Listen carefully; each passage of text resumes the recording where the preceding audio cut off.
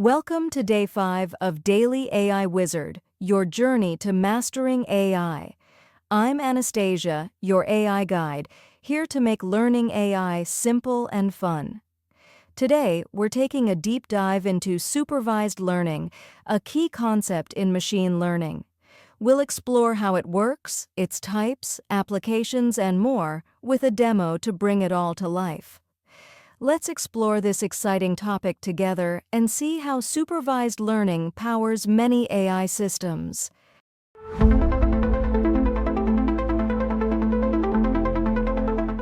Before we start, let's recap Day 4.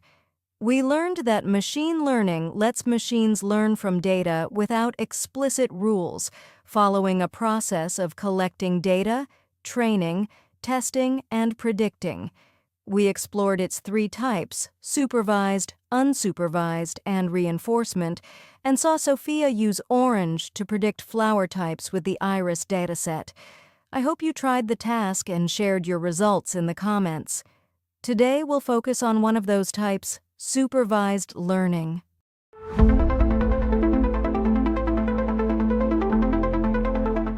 Today we'll cover everything you need to know about supervised learning. We'll define what it is, break down how it works with a detailed process, and explore its two main types, classification and regression. We'll also look at real-world applications, challenges, and a demo to see it in action. This lesson will give you a solid understanding of supervised learning. Let's dive into the details and get started.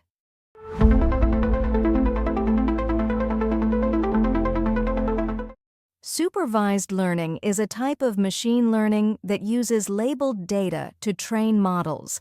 Labeled data means we have inputs, called features, and the correct outputs, called labels.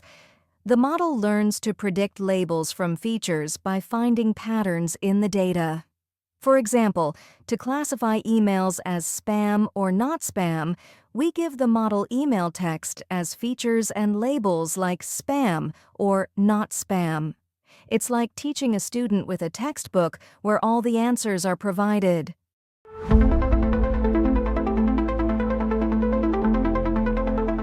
Why is it called supervised learning?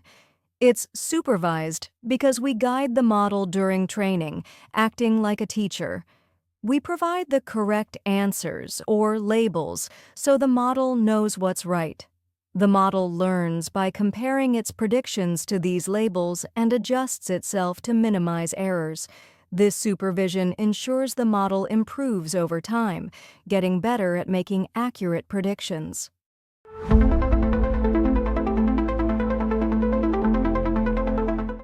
The supervised learning process follows four main steps, similar to the general ML process we learned in Day 4. First, we collect labeled data to teach the model. Then, we train the model to learn patterns, test it to check its performance, and finally use it to predict new labels. It's a guided learning cycle where the model improves with supervision.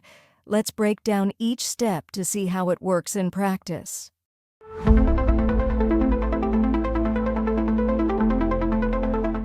The first step in supervised learning is to collect labeled data. This means gathering data with features, like the inputs, and labels, the correct outputs. For example, to predict house prices, we'd collect house sizes as features and their prices as labels.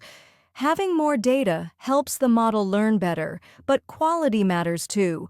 Clean, diverse data ensures accurate learning. It's like giving a student a well-organized textbook to study from.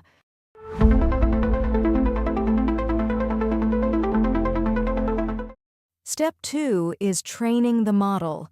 The model learns patterns from the labeled data using algorithms like linear regression, which we'll discuss later. It compares its predictions to the correct labels and adjusts itself to reduce errors. This process repeats until the model gets better at predicting accurately. Think of it as a student practicing math problems, improving with each correction from the teacher.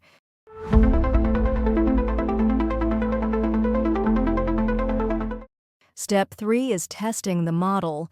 We use separate data, not used in training, to evaluate how well the model performs. We measure its accuracy, like the percentage of correct predictions, for example, testing house price predictions. If the accuracy is low, we adjust the model to improve it. This step ensures the model generalizes well to new data, like a student taking a practice test before the real exam.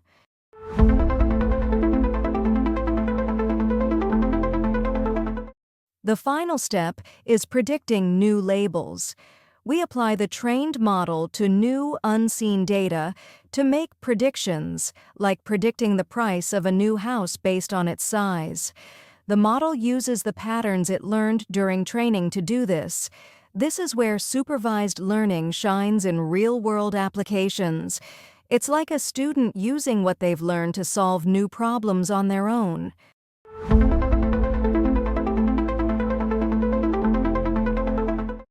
Supervised learning has two main types, classification and regression.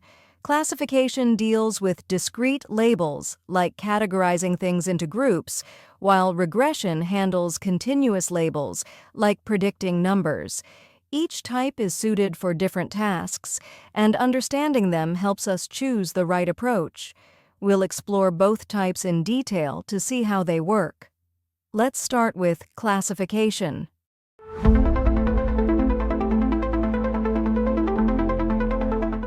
Classification is when supervised learning predicts discrete labels, meaning categories. For example, classifying an email as spam or not spam is a classification task. The model learns patterns and assigns new data to one of these categories based on what it learned. Classification is common in many applications, from spam detection to medical diagnosis.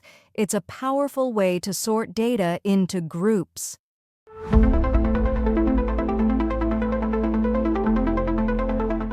Classification has many real-world examples. In medical diagnosis, it can predict if a patient has cancer or not based on scans. Sentiment analysis classifies reviews as positive or negative, like on Amazon. Image recognition, like our cat and dog demo from day 3, is also classification. It helps make decisions in fields like healthcare, business, and tech.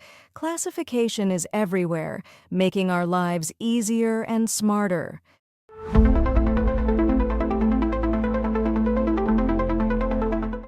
Regression is the other type of supervised learning, where we predict continuous labels, meaning numbers. For example, predicting house prices based on size is a regression task. The model finds trends in the data, like how price changes with size, to make accurate predictions. Regression is useful for numerical predictions in many areas. It's like drawing a line through data points to predict the next value.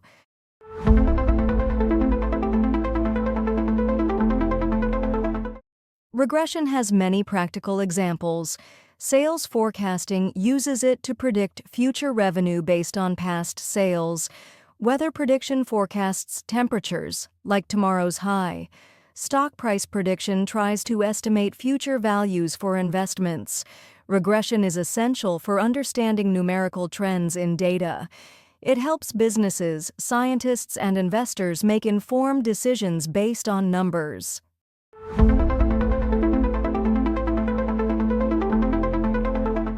Supervised learning relies on algorithms, which are the rules the model uses to learn patterns from data.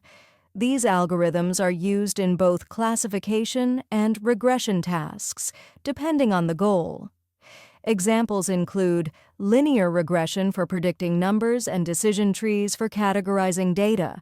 The choice of algorithm depends on the task and the data we're working with. Let's look at a few popular algorithms next.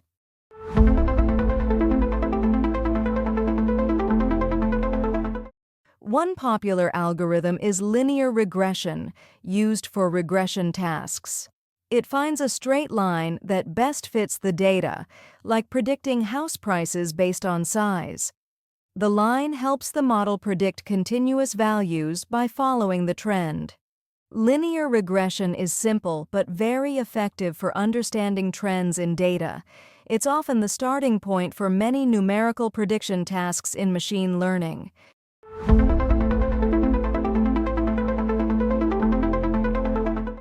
Another algorithm is decision trees, which can be used for both classification and regression.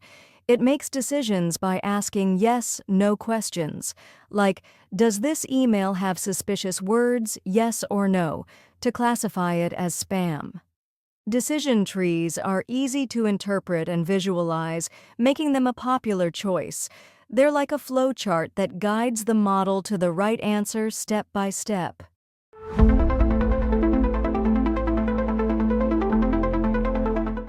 Support vector machines, or SVMs, are another algorithm, mainly used for classification but also for regression. SVMs find a boundary that best separates categories in the data, like separating cats and dogs based on features. This boundary ensures the model can classify new data accurately. SVMs are especially effective for complex data with many features. They're like drawing a line to keep two groups as far apart as possible.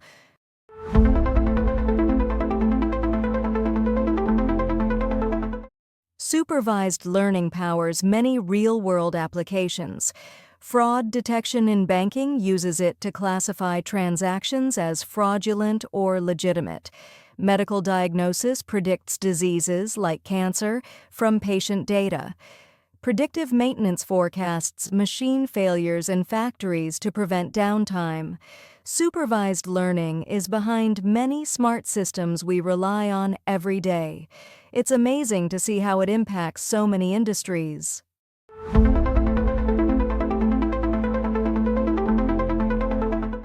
To see supervised learning in action, let's bring in Sophia for a demo.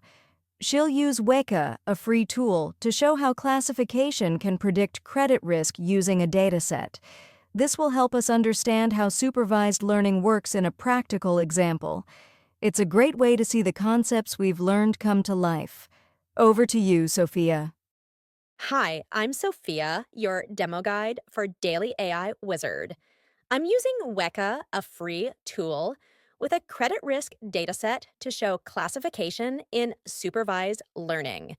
The dataset has features like income and debt, and the label is credit risk, high or low.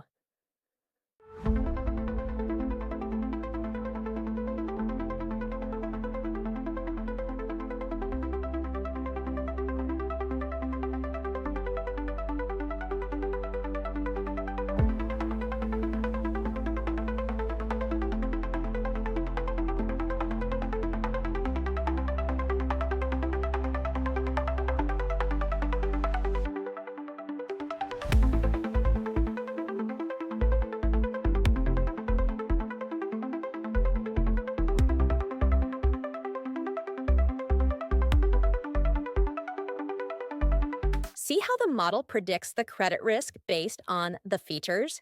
That's supervised learning making decisions. Back to you, Anastasia. Thanks, Sophia. That was a fantastic demo. Let's break down how it worked. Weka used classification with a credit risk dataset following the supervised learning process. The steps were load the data like income and debt as features, train the model to learn patterns, and predict the credit risk as high or low. This is supervised learning in action, making decisions based on labeled data. It's a clear example of how ML can solve real problems.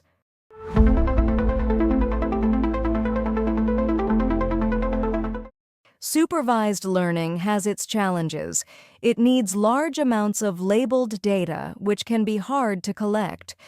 Overfitting is a risk where the model memorizes the data instead of generalizing to new data. Data quality is crucial. Errors in labels can lead to poor accuracy. Plus, labeling data takes time and resources, often requiring human effort. These challenges remind us to be careful when building supervised learning models.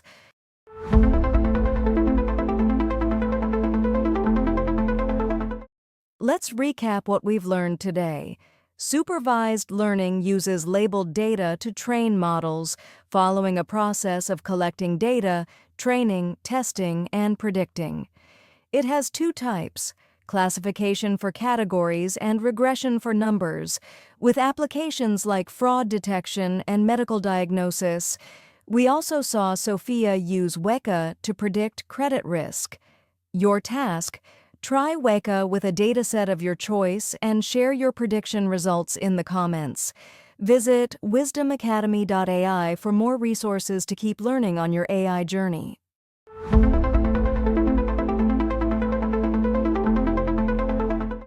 That's it for Day 5, everyone. Thank you for joining me on this AI journey. I'm Anastasia, and I hope you enjoyed learning about supervised learning.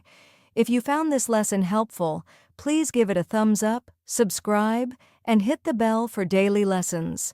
On Monday, we'll explore unsupervised learning explained, the next step in our ML journey. Let's hear from Sophia before we go. I loved showing you Weka today, and I can't wait for more demos in this series. Day 6 is going to be amazing, so don't miss it. See you on Monday, Wizards!